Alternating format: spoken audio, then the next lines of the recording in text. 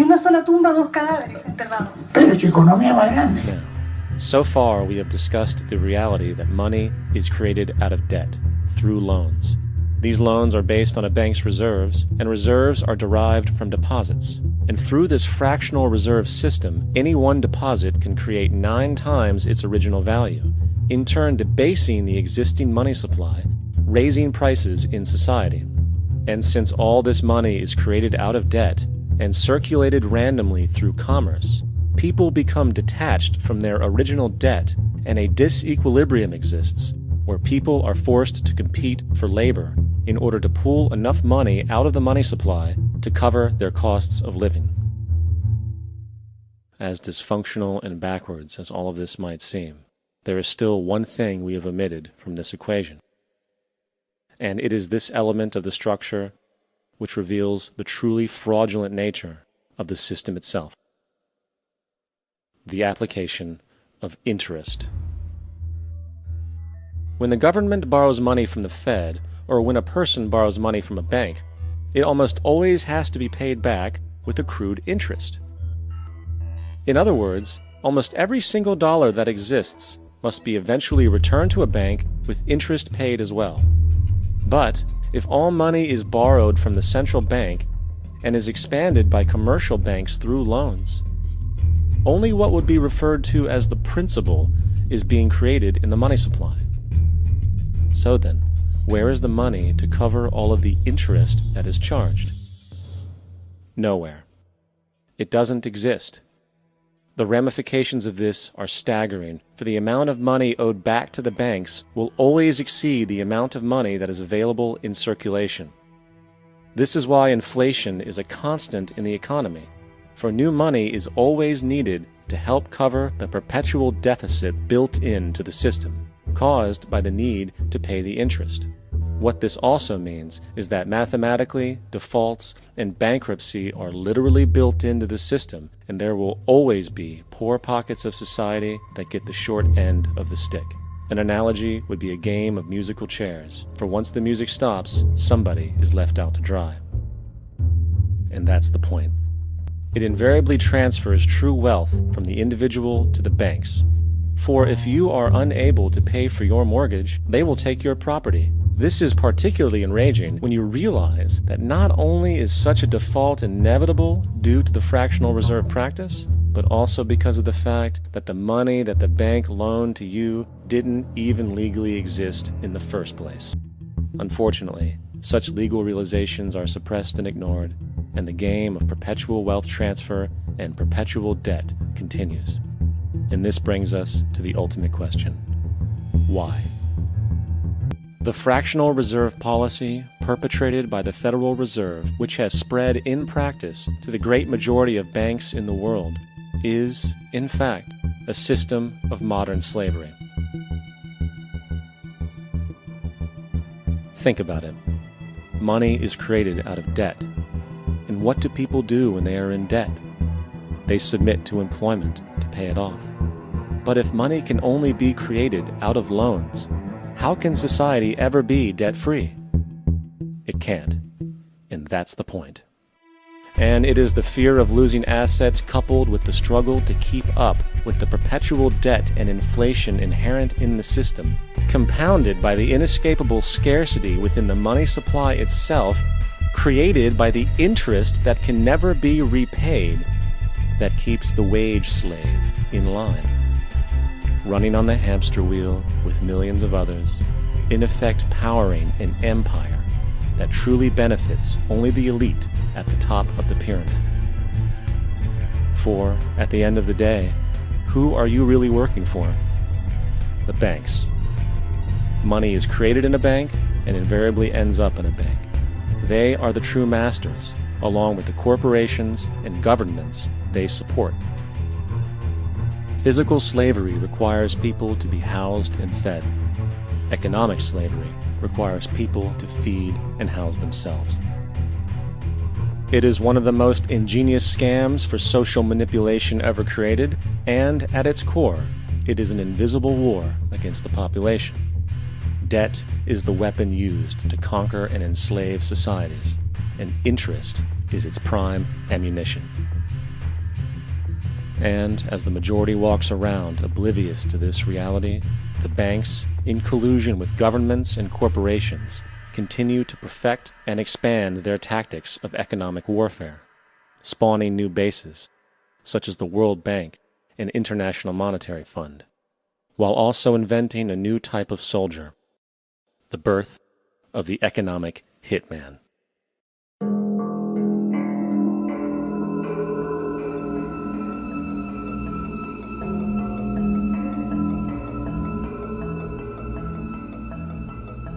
We economic hitmen really have been the ones responsible for creating this first truly global empire. And we work many different ways.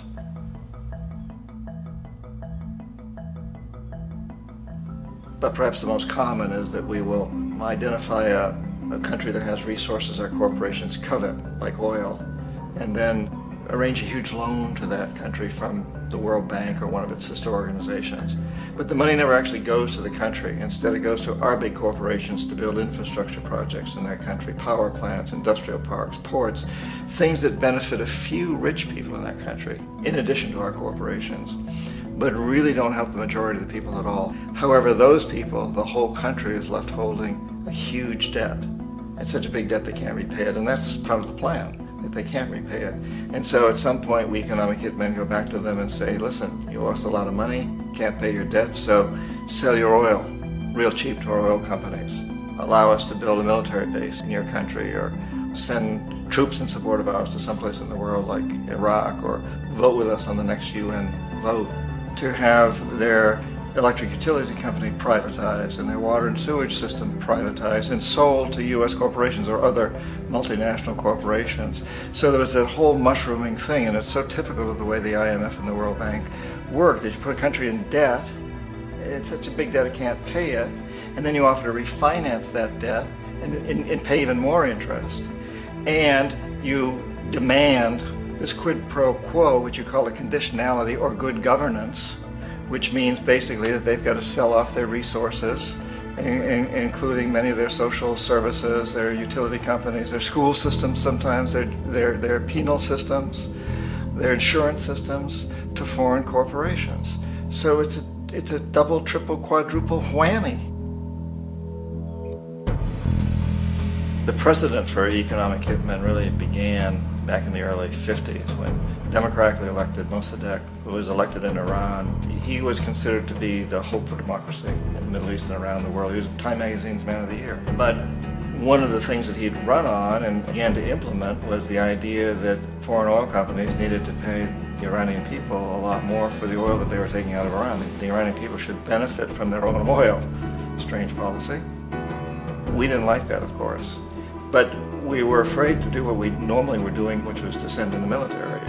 Instead, we sent in one CIA agent, Kermit Roosevelt, Teddy Roosevelt's relative. And Kermit went in with a few $1 million and was very, very effective and efficient. And in a short amount of time, he managed to get Mossadegh overthrown and brought in the Shah of Iran to replace him, who always was favorable to oil. And it was extremely effective. Bombs overflow Tehran. Army officers shout that Mossadegh has surrendered and his regime as virtual dictator of Iran is ended. Pictures of the Shah are paraded through the streets as sentiment reverses. The Shah is welcomed home. So back here in the United States, in Washington, people looked around and said, wow, that was easy and cheap. So this established a whole new way of manipulating countries, of creating empire. The only problem with Roosevelt was that he was a card-carrying CIA agent, and had he been caught, the ramifications could have been pretty serious. So very quickly at that point, the decision was made to use private consultants to channel the money through the World Bank or the IMF or one of the other such agencies, to bring in people like me who worked for private companies, so that if we got caught, there would be no governmental ramifications.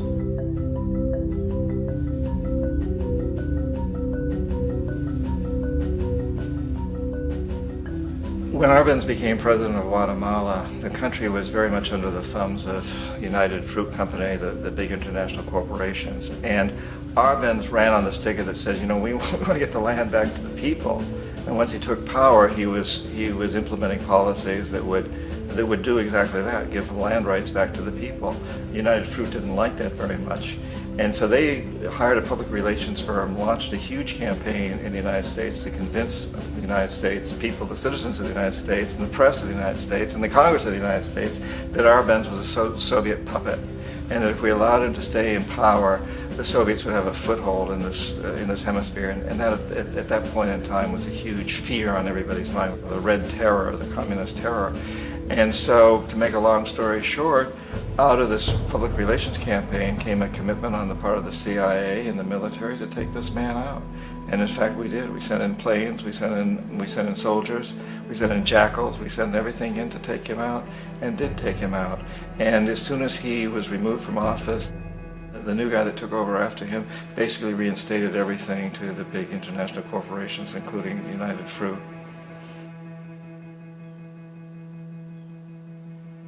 Ecuador for many, many years had been ruled by pro-US dictators, often relatively brutal. Then it was decided that they were going to have a truly democratic election. Jaime Roldos ran for office, and his main goal, he said, as president would be to make sure that Ecuador's resources were used to help the people. And he won, overwhelming, by more votes than anybody had ever won anything in Ecuador. And he began to implement these policies to make sure that the profits from oil went to help the people. Well, we didn't like that in the United States. I was sent down as one of several economic hitmen to change Roldos, to corrupt him, to bring him around, to let him know, okay, you can get very rich, you and your family, if you play our game, but if you continue to try to keep these policies you've promised, you're going to go. He wouldn't listen. He was assassinated. As soon as the plane crashed, the whole area was cordoned off. The only people allowed in were U.S. military from a nearby base and some of the Ecuadorian military.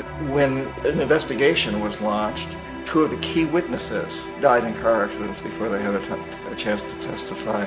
A lot of very, very strange things that went on around the assassination of Jaime Roldos. I, like most people who've really looked at this case, have absolutely no doubt that it was an assassination. And of course, in my position as an economic hitman, I was always expecting something to happen to Jaime, whether it be a coup or assassination, I wasn't sure, but that he would be taken down because he was not being corrupted. He would not allow himself to be corrupted the way we wanted to corrupt him. Omar Torrijos, president of Panama, was one of my favorite people. I really, really liked him. He was very charismatic. He was a guy who really wanted to help his country. And when I tried to bribe him or corrupt him, he said, look, John, he called me Juanito. He said, look, Juanito, I don't need the money. What I really need is for my country to be treated fairly. I need for the United States to repay the debts that you owe my people for all the destruction you've done here. I need to be in a position where I can help other Latin American countries win their independence and be free of this terrible presence from the north that you people are exploiting us so badly. I need to have the Panama Canal back in the hands of the Panamanian people. That's what I want. And so, leave me alone. Don't try to bribe me. It was 1981, and in May, Jaime Roldos was assassinated. And Omar was very aware of this. Torrijos got his family together and he said, I'm probably next, but it's okay because I've done what I came here to do. I've renegotiated the canal. The canal will now be in our hands. He just finished negotiating the treaty with Jimmy Carter. In June of that same year, just a couple of months later, he also went down in an airplane crash, which there's no question was executed by CIA-sponsored jackals. Tremendous amount of evidence that one of Torrijos' security guards handed him at the last moment as he was getting on the plane a tape recorder, a small tape recorder that contained a bomb. En una sola tumba, 2 cadáveres enterrados. Pero es que economía